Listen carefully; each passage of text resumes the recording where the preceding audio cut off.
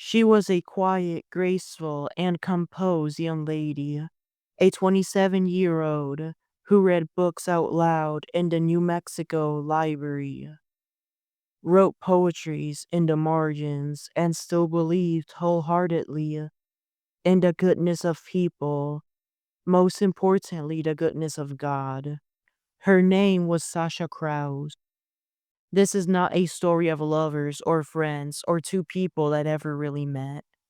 It's a story of a target, a fixation, and a brotherhood that was not strong enough to keep one person from crumbling into evil. This is Strawberry Ink.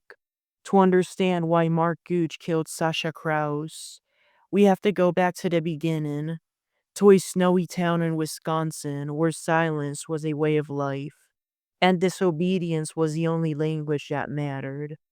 Mark was born into a Mennonite family, not the kind you see on the news dancing in colorful skirts and riding horse-drawn buggies.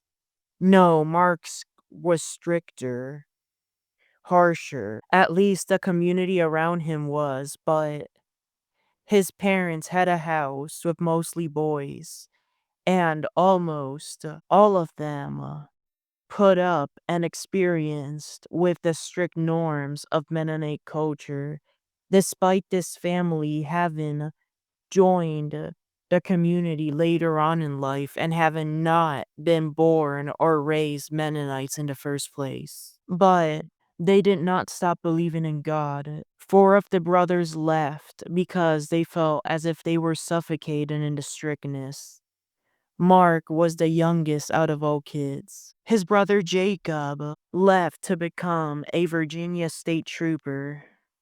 Sam, well, we'll get to Sam, but Mark, he went to the military to leave this community. He joined the Air Force and was stationed at the Luke Air Force Base in Arizona, far from the rules and rhythm of the Mennonite life. Him and Jacob knew they could leave because before them, two of their brothers did, Sam and John. To the Mennonites, having one of their members join in the military or any law enforcement job is disobedience. Mennonites do not use smartphones nor TVs. They do not want to be contaminated by social media or the news. Instead, they use flip phones. Unlike the Amish, they still use electricity. They as well dress modestly apparel. They do not wear clothing exposing any body part, and they are a very conservative religion. The four brothers of the Gooch family who had left the church never shook hate, not toward that church, but toward the people inside it. To them, the Mennonites were weak, gullible, and trapped. And Sasha had never even heard of the Gooch family. It was January 2020. Sasha lived in a secluded Mennonite community in Farmington, New Mexico. She was not flashy. She did not drink or curse. She was pure-hearted. She spent her days working at the Lamp and Light Publishing House, as well as teaching Sunday school every Sunday at the church. But she had a quiet fire in her, a spiritual hunger that made her unique. She was fully devoted to God. On January 18th, 2020, Sasha told her roommates after dinner that she was headed to the church's library to collect some books for an upcoming Sunday school lesson the following day. She never made it back home. She was a responsible Sunday school teacher, and it was so unusual to have her go missing in such a way. By morning, the Lamp and Light compound was buzzing. Sasha's car was still at the church, but Sasha herself gone. No signs of struggle, no screams, just gone. That morning, the whole community was informed about her disappearance. The night before, the roommates were already expressing concern. They noticed that late at night, Sasha was not home yet. Therefore, they went out to look for her, but she was nowhere to be found. Sasha was not the type to run away. She had not shown much regret about moving out of her home state of Texas to this New Mexico town. She was also learning French and spoke Spanish, something she expressed within the community. She would also write poetry and church songs. Sasha was a happy person, and her running away would have been very unusual. Therefore, her roommates informed the church's pastor about her missing, and he is the one that reviewed the security camera's footage. The footage showed a car approaching Sasha, then the car's driver getting out and aggressively pulling Sasha in. Sasha did not resist and followed her Mennonite morals. Her car was open at the church parking lot and the keys were well installed inside it. Therefore, this was officially declared an abduction. Sasha had been kidnapped. More surveillance footage showed the predator's car speeding away. The pastor called the cops, then shortly after, a massive search started for her. Then, days later, a retired teacher was camping and found a dead body in the Flagstaff forest. The body was of a Mennonite woman who had her uniform, but her hat and underwear were missing. She was nude. Those were the only missing parts of the uniform. She still had her dress, socks, and shoes. The camper alerted the forest rangers about this dead body. Then, at the Coconino County Medical Examiner's office, through DNA testing, this body was identified as Sasha Krause. Therefore, the search for her was over. She was dead. The next step was to determine whether she was murdered or committed suicide. Her hands had been duct taped together, as if she was being handcuffed, and she had several violent lacerations on her body. She is believed to have been tied to a tree and beaten with a metal bar. She had been shot in the head and died instantly. Her death was quickly ruled a murder. Therefore, a homicide investigation would start. The Coconino County Sheriff's Office extracted data from a phone that had been in Sasha's possession when she died. The data showed she had traveled from New Mexico to Arizona. Then, upon reviewing data from nearby antennas, it was determined that somebody else was with her. This person had a phone on them. It was Mark Gooch, who was a mechanic in the Air Force. Here's the thing, Mark Gooch did not know Sasha personally. He had never spoken to her, never met her in church. But he haunted her. Sasha was still devoted to the Mennonite way, still obedient, still pure, in a way that Mark felt exposed for, powerless, less than. So Mark drove 270 miles in a black car he owned, with zip ties, a .22 caliber pistol, and a plan that no one knew about. He waited near the church, he watched her, he did not pounce right away. Mark waited until the moment where he was sure she was alone. And then, in the eerie quiet of that desert night, he forced her into his car. We still don't know how he felt like doing this, but most likely it was because he hated the Mennonite religion and wanted to target a random person of that community. Something important. There were no screams. Nobody heard anything. Her mouth had no movement. Mark drove her all the way back to Arizona. She sat silent and trapped. At some point, she was tied, gagged, beaten, and then shot in the head. Mark dumped her body in that Flagstaff forest, barely hidden. It would take weeks before anyone could find her. It was thanks to this retired school teacher hiking in the forest who stumbled across her. This teacher had a condition. She was allergic to excessive lights from electronics and preferred to live in an RV traveling around the country. Sasha's body was frozen, decomposing in the cold Arizona air each night. Her long dress was dirty, and their hands were bound together. When police arrived, they could not even identify her at first. But Sasha's parents gave DNA and the match came back. Sasha Krause was dead, and somewhere Mark Gooch was still wearing a military uniform and pretending nothing had happened. But the truth has a way of peeling its own layers. The night Sasha Krause disappeared, there were no signs of forced entry, no calls to 911, just one Mennonite member gone without a trace. But Mark Gooch had left something behind, data.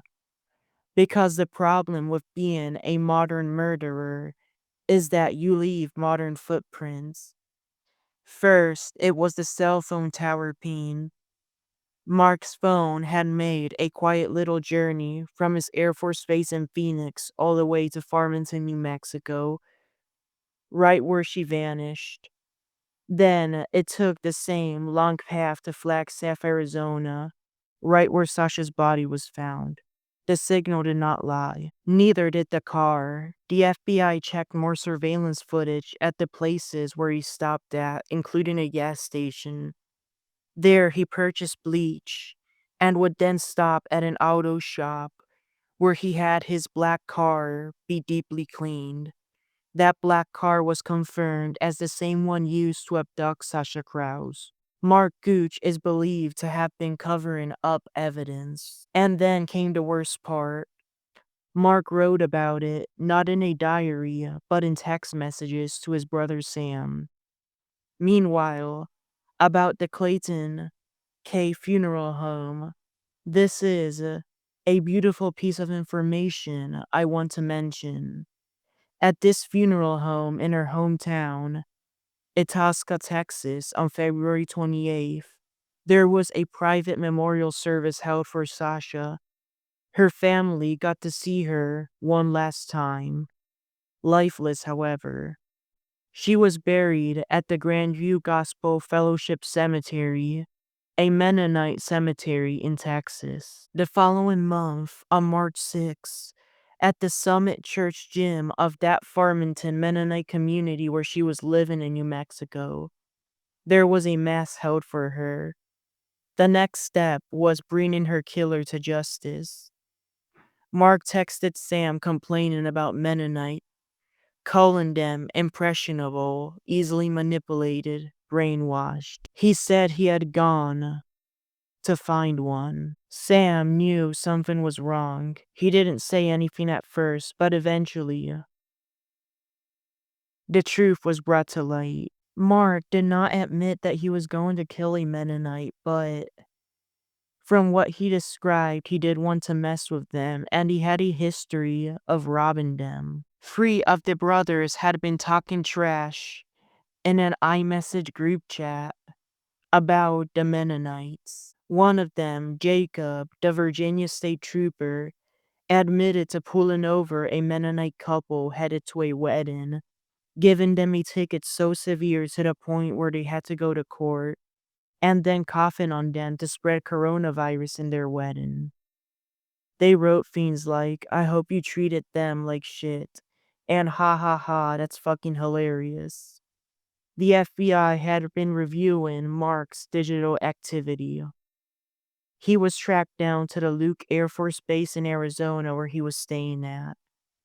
Mark texted a friend from the military, one of his co-workers, Kemper Copley, and asked him to store his gun for the time being. He had also searched Sasha's name on Google and visited the website of New Mexico's Farmington Police Department. Kemper was contacted by the Coconino County Sheriff's Office and asked to not give the gun to anyone except them. Therefore, arrangements were made, and Kemper gave the gun to the investigators. This gun then matched the bullets found in Sasha's body. Mark's plan was to have Kemper give the gun to his brother Sam, who was on his way to Arizona from his home state, Wisconsin. The investigators gave Kemper a replica that looked very similar to the gun and asked him to give that to Sam if he approached the base asking for this gun. On April 21st, 2020, Mark was called over to speak to detectives at the base's building 179, the security building. In a conference room, he was questioned, appearing confused and claiming that he thought he was being questioned for driving too fast. During this interrogation, his brothers, Sam and John, arrived at the base. Coconino County Sheriff's deputies had been hiding, witnessing the encounters. John had been driving a rental car. Sam came out of the car and approached Kemper, receiving that replica which he thought was Mark's gun. Then deputies approached Sam and arrested him. They arrested John too, but after searching him, cleared him of any wrongdoing and let him go. Kemper, due to his cooperation, was never in any legal trouble. Sam too was put into one of the base's conference rooms, the same building where Mark was being questioned. Sam was informed he was being accused of obstructing the investigation to cover up his brother's crimes. During questioning, Mark's room was searched. Plastic bags were recovered as well as latex gloves. And what was also found? The bleach he purchased. He is believed to have tried his absolute best to cover up the evidence and remove Sasha's DNA from his possessions. However, that DNA was still found in his car's trunk, which was also searched. Also, in Mark's room, 2 missing possessions of Sasha were found, her hat and underwear. This meant that Mark had committed theft. The boy from a strict Mennonite family, the Air Force airman who hated everything he came from, facing life in prison for kidnapping and murder. His brother Sam's interrogation wrapped up quickly. He was taken to Phoenix, Arizona's 4th Avenue jail. Mark then ended the questioning and walked out of the room. However, in the hallway, deputies stopped and handcuffed him. He was taken to the Coconino County Jail. Both brothers hired private lawyers. Sam hired Joshua Davidson and Mark hired Bruce Griffin. Both appeared on the phone at the Flagstaff Justice Court the following day before Judge Howard Grobman. This judge let Sam leave jail to await trial back in Wisconsin. He would have to appear virtually for his hearings. On the other hand, Mark was ordered to remain in custody without bond to await his trial. Initially, Sam faced 2 misdemeanors, first-degree hindering and evidence tampering. Mark faced 3 felonies, 2 of first-degree murder, kidnapping, and as well misdemeanor theft. The judge ordered that grand juries of that court review evidence to confirm and modify the charges. The following month, on Star Wars Day, May 4th, a grand jury confirmed only 3 charges for Mark: first-degree murder, kidnapping, and theft. The other murder charge was dismissed due to a lack of evidence.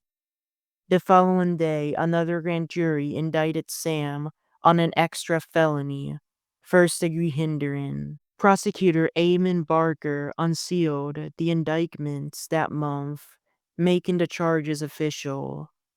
With that indictment of Sam, on May 11th of that year, Flagstaff City Attorney Jennifer Vega Brown dropped the misdemeanors, as there was no point in seeking them anymore. Before Judge Kathleen Nichols of the Coconino County Superior Court, the brothers pleaded not guilty to their charges. There was then a turning point in one of the cases. Sam reached a negotiated plea deal in order to avoid prison time. On August 25th, 2020, as Sam had reached that deal negotiated among the parties, he pleaded guilty to his hindering charge and agreed to testify against his brother Mark. During that trial, he gave critical information to the prosecution. This trial of Mark Gooch began in September 2021 at the Coconino County Superior Court. The prosecution laid it out. This crime was planned, it was an abduction. It crossed state lines, and it was a cold-blooded murder. Texts were shown, phone data was presented, as well as physical evidence. It was a damning portrait of somebody obsessed with punishing a religion he once belonged to. On October 5th that year, during the trial, Judge Nichols sentenced Sam to 3 years of probation after testifying. With the deal he took, he waived his right to appeal the case and would be allowed to do the probation back in Wisconsin, where he lived. The defense tried to spin it differently. They said there was not enough proof to convict Mark Gooch, that it could have been someone else who killed Sasha, or maybe Sasha willingly got into this car. But the jury did not buy it. The following month, on October 13th, after hours of deliberation, they came back with the verdict. This jury of 12 members and 3 alternates found him guilty on all charges. The following month, on November 24th, Judge Nichols refused to toss the convictions. On December 28th, just before New Year's, it was confirmed that the Arizona Department of Corrections was ready to take him in once sentencing was done.